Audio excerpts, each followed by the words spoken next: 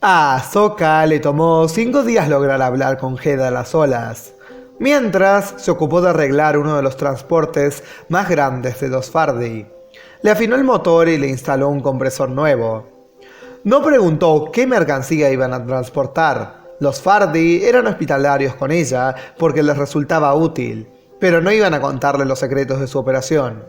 Francamente, Ahsoka no estaba segura de querer saberlos. Al fin, Hedala la buscó.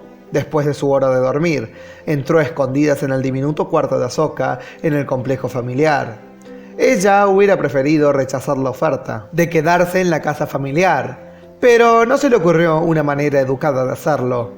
La que había sido su casa estaba ocupada y no podía dormir en la nave. No tenía muchas opciones. La casa era ruidosa, pero al menos podía asegurarse de que todo estuviera bien. «Siéntate, pequeña», dijo en el tono que usaría para hablarle a una línea Jedi. Hedala se sentó en la base de la cama de Ahsoka, cruzó los pies descalzos y apoyó las manos en las rodillas. Esa era la posición favorita de Ahsoka para meditar, y casi, sin darse cuenta, imitó a la niña. «Hedala, necesito que me cuentes de la sombra», le pidió Ahsoka. «Todo lo que recuerdes. ¿Puedes hacerlo?» «Sí», contestó Hedala. «Nunca la vi, pero sé que estuvo aquí, en la ciudad». «¿Cómo lo sabes?», preguntó Ahsoka. «O sea, ¿cómo lo supiste si no pudiste verla?» «La sentí», dijo Hedala. «Igual que siento el sol cuando hace mucho calor, pero oscuro, sin luz». «¿Y un día simplemente ya no estaba?», preguntó Ahsoka. «Sí». La niña tamborileó con los dedos sobre sus rodillas. Ahsoka reflexionó sobre la mejor manera de proceder. No quería aterrorizar a la niña, pero sí quería advertirle que se cuidara. Ojalá hubiera pasado más tiempo con niños. El maestro Yoda siempre sabía cómo hablar con ellos. Intentó imaginar qué diría él, y cuando recordó su manera única de hablar, tuvo que reprimir unas risas inesperadas. Quizás por eso los pequeños lo querían tanto. «Fue muy inteligente de tu parte no acercarte a la sombra», le dijo Ahsoka. «Cuando hay algo extraño y que nos da miedo, siempre es sabio esperar y ver». «No le conté a nadie», dijo Hedala. «¿Crees que fue una tontería? Pensé que no me creerían». «¿Pero sabías que yo sí lo haría?», preguntó Ahsoka. «China dice que las personas que viajan mucho suelen creer más cosas», contestó Hedala con naturalidad. «Vieron más cosas, así que tienen mejor imaginación». «Tal vez China tenga razón», comentó Ahsoka. «Creo que hiciste bien en no contarle a nadie. Es más fácil esconderse de algo así cuando nadie más lo está buscando». «Soy muy buena para esconderme», afirmó Hedala. «Me da gusto», le dijo Ahsoka. «Pero me parece que deberías irte a la cama antes de que alguien venga a buscarte, por el bien de tu reputación». Hedala rió y se fue. Ahsoka se quedó a solas con sus pensamientos. Estaba casi segura de que la sombra era una de las criaturas del lado oscuro. No tenía idea de qué clase de ser se trataba, pero, fuera lo que fuera, no era tan poderoso. No pudo localizar a Hedala. Esto descartaba a Palpatine. Aunque no era que el emperador en persona pudiera aparecerse en un planeta sin causar un alboroto. También descartaba lo que fuera que estaba usando Palpatine para arrastrar a los Jedi sobrevivientes. Ahsoka oyó rumores de un señor oscuro que servía al emperador, pero nada confirmable. Como de costumbre, se sentía bastante aislada, sin los contactos que habitualmente le proveían información. Al menos Hedala dijo que la sombra ya se había ido. Ahsoka se permitió divagar un momento, para preguntarse a dónde se habría ido. Con ayuda de sus dedos, contó los días, tomando en cuenta el tiempo en el libre-espacio, lo cual siempre hacía que todo resultara un tanto más confuso. Y se dio cuenta de que la sombra de Hedala se había ido poco después de que rescatara a Kaiden en Rada. Probablemente era una coincidencia, pero Ahsoka vivió lo suficiente para saber que las coincidencias y la fuerza rara vez se mezclan. Siempre había una conexión. Tamborileó sobre sus rodillas como antes hiciera Hedala, y se preguntó lo que le haría la sombra a Rada cuando se enterara de que Ahsoka no estaba ahí. No le hizo nada a los Fardi, pero ellos no eran objeto de una investigación imperial. Tal vez debería traer la sombra de vuelta hacia ese planeta. Pero, claro, eso volvería a poner a Hedala en peligro, y también a ella misma. Resistió el impulso de golpearse la cabeza contra la pared. Era difícil seguir su propio consejo. Extrañaba pedir consejos. Imaginar qué dirían sus maestros era poco útil, y se sentía tonta al hablar sola. Cuando meditaba y pensaba en el dilema, la voz que se manifestaba con sugerencias era, para su sorpresa, la de Padme Amidala. Como buena política, la senadora de Naboo le gustaba investigar y sabía usar sus puntos fuertes a su favor. En ese momento en particular, todos los puntos fuertes de Ahsoka estaban en el complejo Fardi. Estaba perfectamente protegida, podía buscar noticias en el Oronet, y si pasaba más tiempo ganándose la confianza de los adultos de la familia, seguramente le darían una buena idea de lo que estaba pasando. Aunque tuviera que reconstruirla ella misma a partir de algunas transacciones sospechosas. No acostumbraba a pensar en política de esa manera, pero con suerte sus enemigos desconocidos tampoco esperarían que lo hiciera. Ahsoka se acostó, apoyó la cabeza en la almohada y pensó, como siempre, que cuando era una Padawan jamás había dormido sobre algo tan suave. Lo mejor sería estar bien descansado en la mañana, si es que pretendía aprender algo sobre comercio intergaláctico. Fardi se sorprendió cuando solo una semana después de su llegada, Ahsoka le pidió un nuevo empleo. Él insistió en observar sus habilidades de piloto primero, lo cual tenía sentido, considerando los riesgos que entrañaba para el negocio familiar. Ahsoka supo que lo impresionó en la atmósfera alrededor de Tashkeva y también en un circuito que hicieron alrededor de todo el sistema.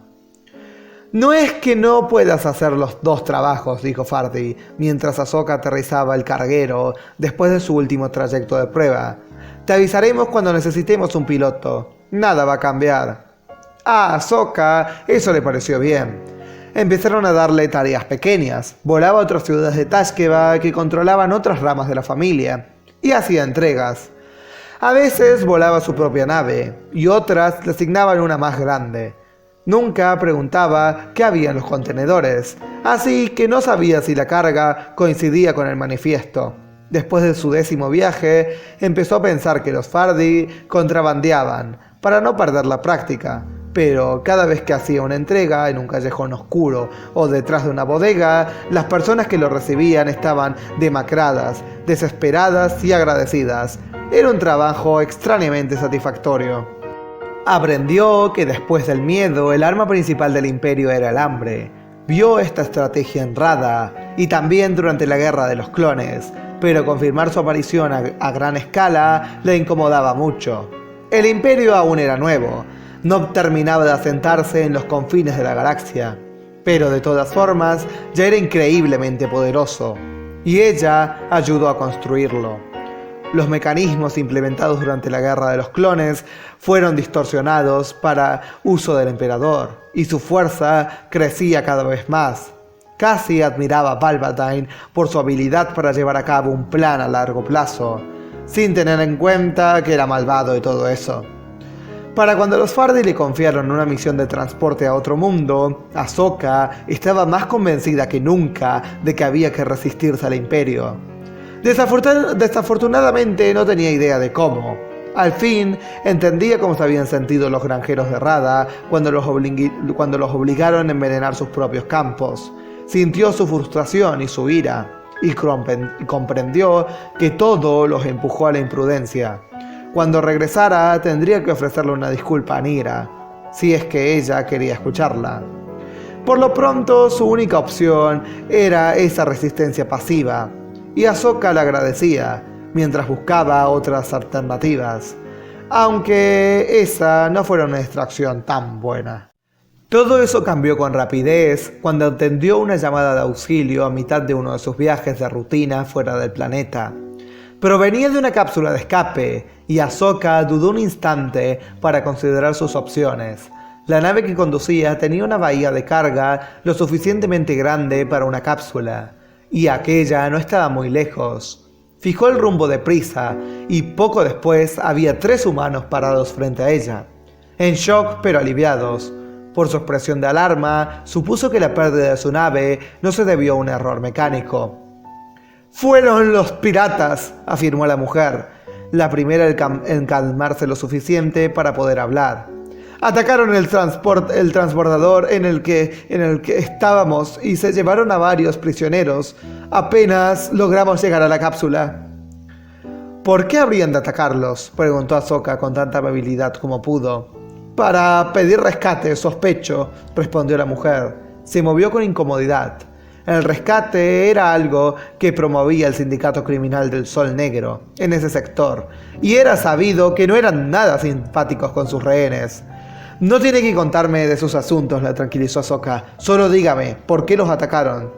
«Una empresa famosa ofreció un precio más bajo que nosotros para un proyecto importante», contestó el más alto de los dos hombres, después de elegir sus palabras por un momento. «Los únicos proyectos importantes eran los imperiales. Estábamos intentando mover los números para igualar ese precio cuando nos atacaron».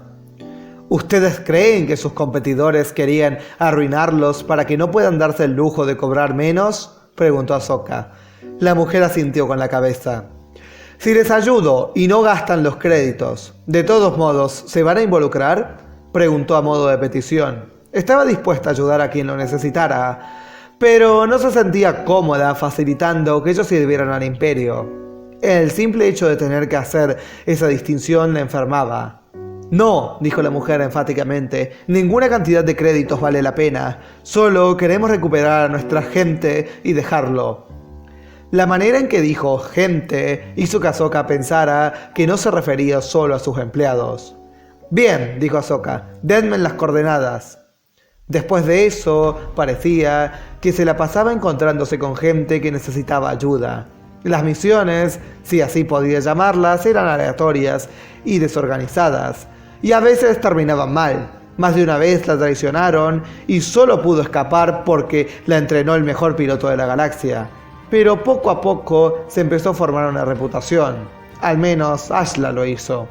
Después de la primera vez, hacía cuanto podía para evitar que le vieran el rostro. Normalmente lo entendían. En esas circunstancias, el anonimato era la mejor defensa que podía tener. Si los Fardi sabían lo que hacía cuando se llevaba sus naves a otros planetas, no se quejaban. Ahsoka se aseguraba de que las naves fueran difíciles de rastrear y limpiaba los residuos de carbono en cuanto tocaba el suelo. Pronto, pensó, estaría lista para volver a Rada.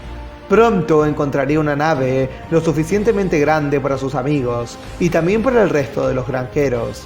No era una ciudad grande, ya pensaría en algo. Honestamente, ser una heroína de nuevo se sentía bien. Estaba entrenada para eso, para la justicia, y luchar contra los que le dieron tanto solo lo mejoraba aún más. Tenía cuidado y se esforzaba para resistir su naturaleza impulsiva, y le hacía la vida un poco más fácil a la gente del borde exterior. Su buen trabajo no pasó desapercibido.